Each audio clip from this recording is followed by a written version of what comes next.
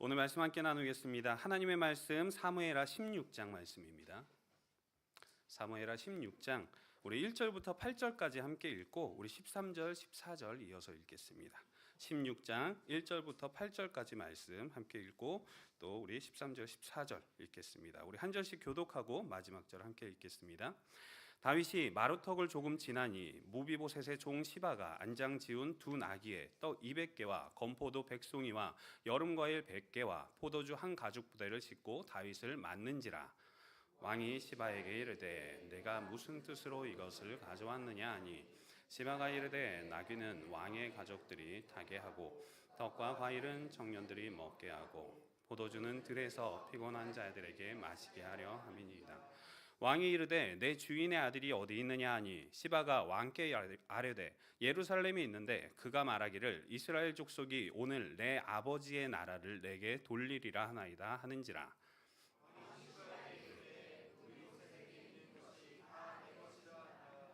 시바가 이르되 내가 절하나이다. 내 주 왕이여 내가 왕 앞에서 은혜를 입게 하소서 하니라. 다윗 왕이 바울임의 이름에 거기서 사울의 친족 한 사람이 나오니 게라의 아들이요 이름은 시므이라. 그가 나오면서 계속하여 저주하고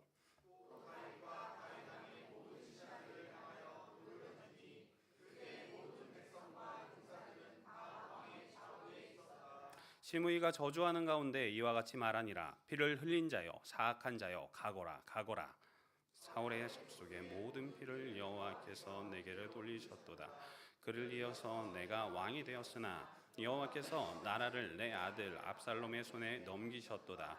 보라 너는 피를 흘린 자이므로 화를 자초하느라 하는지라. 우리 13절 14절 말씀 함께 읽겠습니다.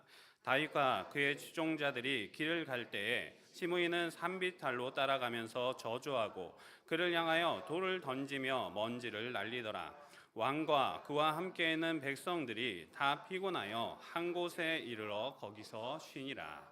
아멘.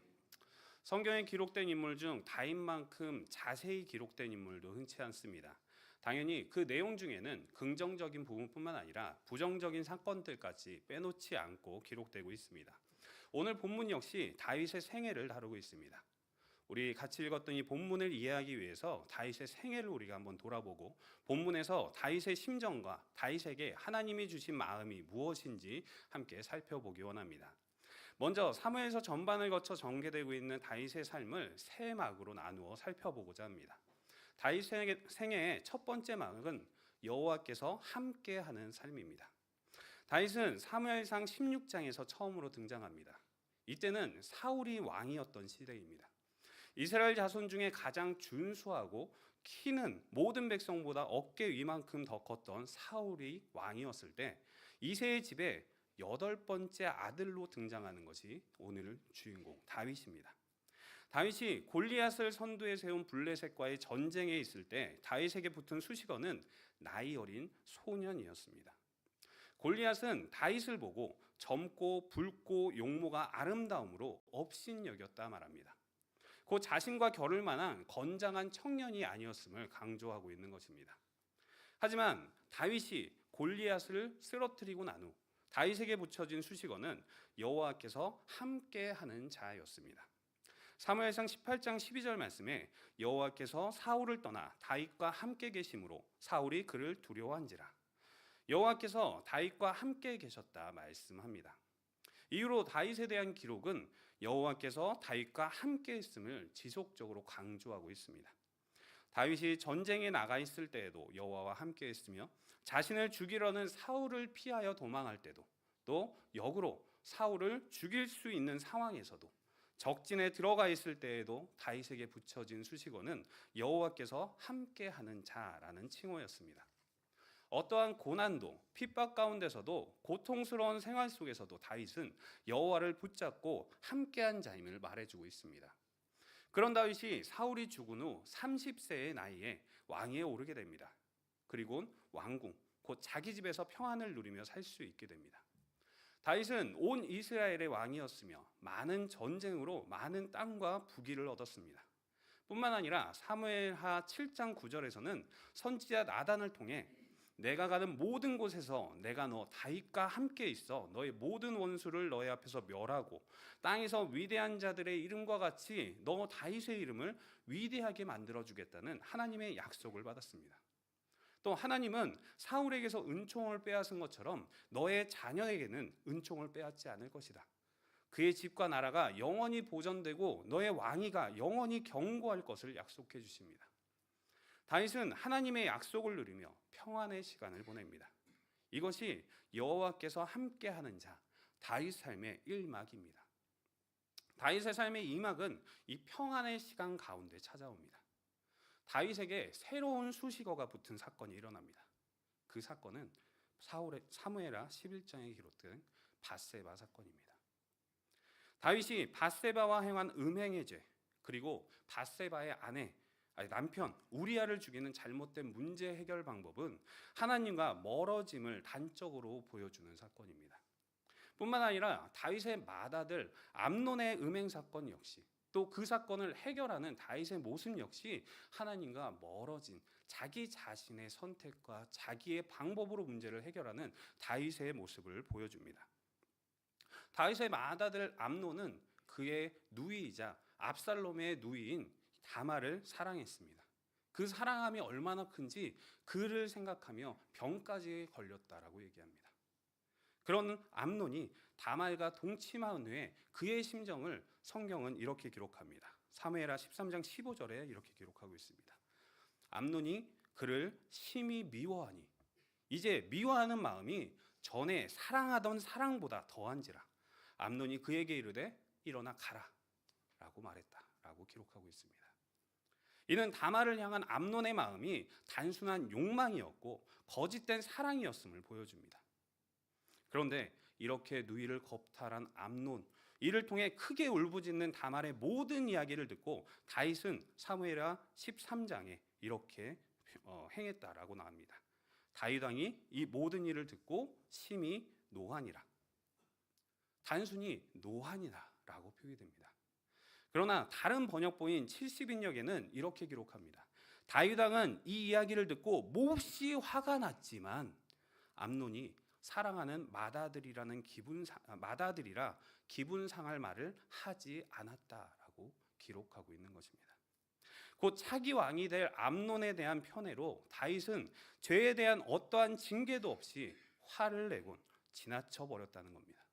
그 결과 어떻게 됩니까? 다말의 오빠인 압살롬은 이 암논을 찾아가 죽이게 됩니다. 그러나 암논을 죽인 압살롬에 대한 다윗의 대처 역시 암논 사건과 동일합니다. 사무엘하 13장 마지막 절에는 다윗 왕의 마음이 압살롬을 향하여 간절했다라고 말합니다.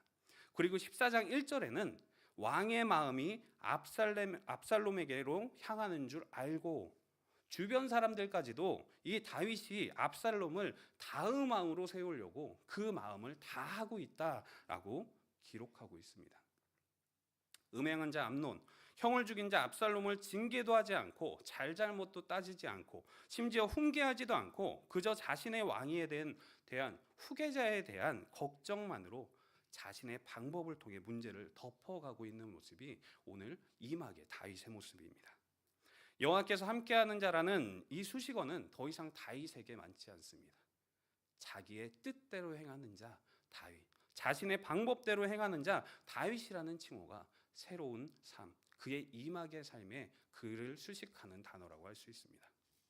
이때 다윗의 삶의 3막이 시작합니다. 왕궁의 평안한 가운데 하나님과 멀어졌던 다윗은 압살롬의 반란으로 왕궁을 떠나게 됩니다. 그리고 광야길을 지나 다윗이 도착한 곳이 마루턱입니다. 사무엘하 15장 32절 말씀 우리 한번 함께 읽겠습니다. 시작. 다윗이 하나님을 경배하는 마루턱에 이를 때에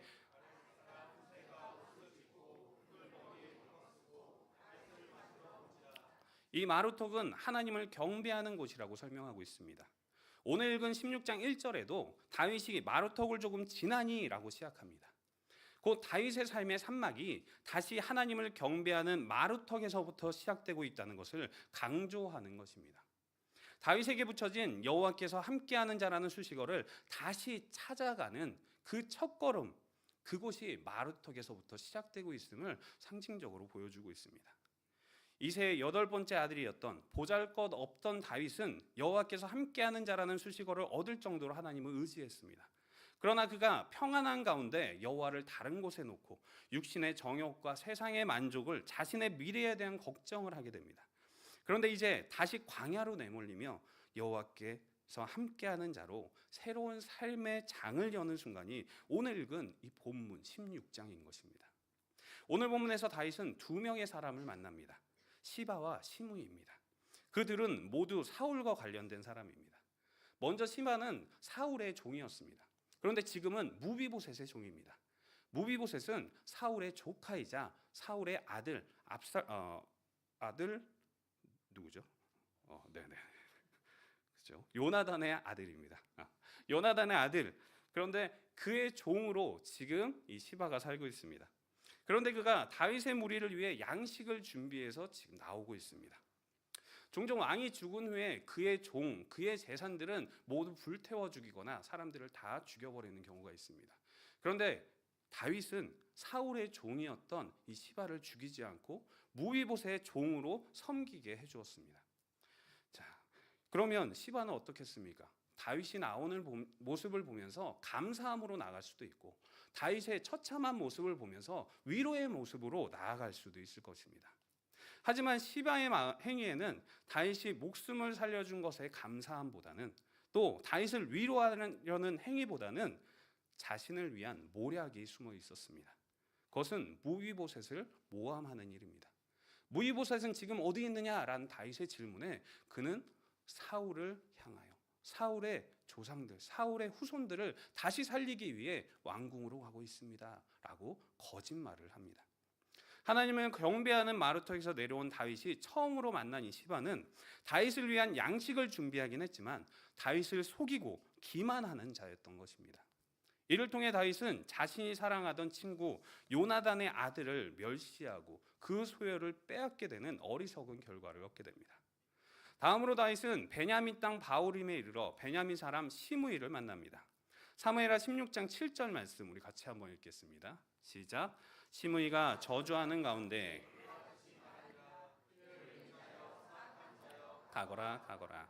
시므이의 저주는 히브리어로 직역하면 벤니알의 사람아란 뜻입니다. 벤니알은 무익한 것, 무가치한 것, 파괴, 파멸이란 뜻을 가집니다. 따라서 지금 시므이가 다윗을 향하여 뱉고 있는 이 말은 아무짝에도 쓸모없는 놈아, 파괴를 일삼는 놈아 라는 아주 상스러운 욕입니다. 오늘 본문에서도 피를 흘린 자여, 이 사악한 자여 라고 독설로 표현합니다. 고린도후서에서는 벨리알이라는 말을 그리스도와 대견되는 곧 사단을 지칭하는 말로 사용하고 있습니다. 여호와께서 함께하던 자, 그가 이막에서 하나님을 떠나 자신을 위한 삶을 살긴 했지만 이제 산막에서 다시 하나님을 경배하는 마루턱으로부터 새로운 삶을 시작하고 있다고 오늘 본문은 말했습니다. 더 이상 다윗의 앞에는 어떠한 문제도 고난도 없을 것만 같습니다. 그러나 본문 16장에서는 그러한 극적인 반전이 일어나지 않습니다. 아들에게 왕위를 빼앗기고 도피하는 처참한 모습, 자신을 따르던 자들이 아들을 쫓아 자신을 멸시하는 처절한 상황에서 극적으로 변화되지 않습니다. 우리도 하나님과 멀어졌다 다시 돌이킨 후 하나님을 붙잡았을 때, 하나님의 예배의 장소로 다시 나왔을 때 우리는 생각합니다. 나의 문제가, 나의 상황이 극적으로 변화되진 않을까? 뭔가 회복의 역사가 나의 삶에 바로 찾아오진 않을까 생각할 때가 있습니다. 그런데 어떻습니까? 그런 반전이 지금 바로 일어나고 있습니까? 본문 16장에서 그러하듯 우리의 삶에도 극적인 반전이 일어나진 않습니다. 심지어 우리가 돌이켰는데도 우리의 문제는 더욱 커져갈 때, 그리고 우리 앞에 더욱 큰 문제가, 내가 보지도 못했던 문제가 새로 발생하는 때도 있습니다. 그러면 우리 이렇게 생각합니다. 내가 하나님께 돌이켰는데 나의 죄 때문에 하나님이 나를 다시 받아주지 않으시는 게 아닐까? 내가 너무 멀리 와서 하나님이 나의 기도는 듣지 않으시는 건 아닐까? 라고 고민할 때가 있습니다. 이런 고민이 있다면 하나님은 우리를 끝까지 사랑하시는 분임을 우리가 기억했으면 좋겠습니다. 하나님께 돌이키고 하나님을 경배하는 다윗의 삶에 시바와 시므이라는 걸림돌만이 있는 것 같은 상황 가운데서도 하나님은 다윗을 사랑하고 계시기 때문입니다. 우리 읽었던 본문 마지막 14절 말씀 한번 같이 읽겠습니다. 시작. 왕과 그와 함께 있는 백성들이 다 피곤하여 한 곳에 이르러 거기서 쉬니라.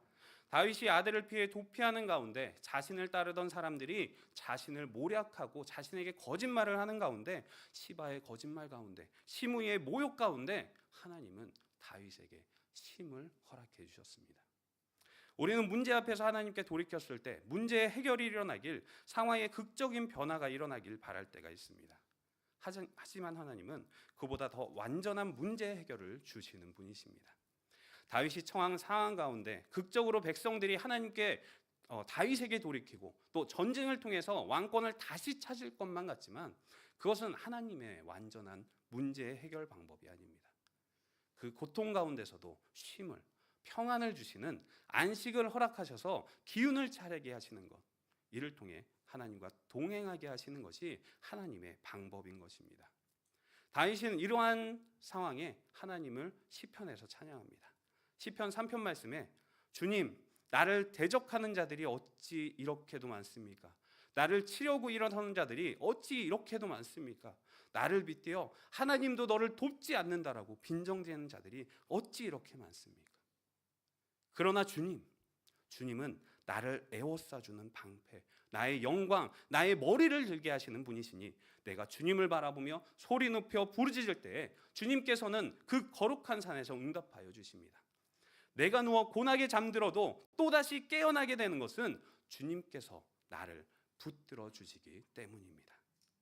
사랑하는 성도님들, 모든 문제 해결은 하나님과 함께 할 때 일어납니다. 하나님은 사람의 방법이 아니라 방패요 호흡이 되시며 승리가 되시는 하나님을 온전히 의지하라고 말씀합니다. 하나님은 사람의 생각과 세상의 방법으로 문제를 해결해 주시는 분이 아니십니다. 우리 모든 성도님들이 하나님과 함께하며 하나님 품 안에서 평안과 쉼을 통해 회복의 기쁨을, 새 걸음을 내디딜 수 있는 새 힘을 얻는 삶을 누리는 이때가 되시기를 소원합니다.